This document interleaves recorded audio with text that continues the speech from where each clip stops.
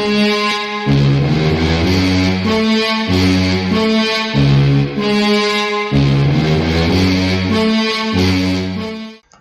what's up guys? Today we're going to learn about how to play the Evans Gambit as white, but before we get into that, don't forget to like this video and subscribe for more great opening videos. So we're going to break this video up into parts, that way instead of making a very long video, we're going to go line by line. So we're going to start with b4. This is the Evans Gambit, so if they take here, we get to play c3, d4, and get a very nice center and a nice attack pretty fast. But first, in this video, we're going to look at bishop b6, basically if they decline it. So here we're going to go a4. If a5, b5, and this e5 pawn is going to go, so they can't play a5, you're probably going to see a6. Now here, knight c3. If they take on b4, we can take on e5, and this pawn is a lot more important than the b pawn, and f7 is now under attack. So after knight c3, you're probably going to see knight f6.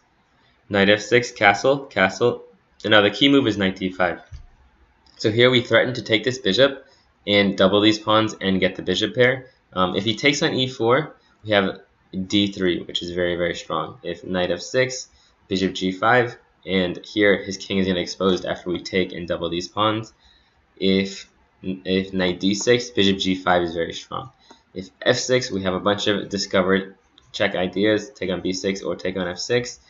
And if queen to e8, a5 is super strong because now the bishop has to move and we can take on c7, and then this queen is actually going to be trapped and we're going to be forking the rook and the queen.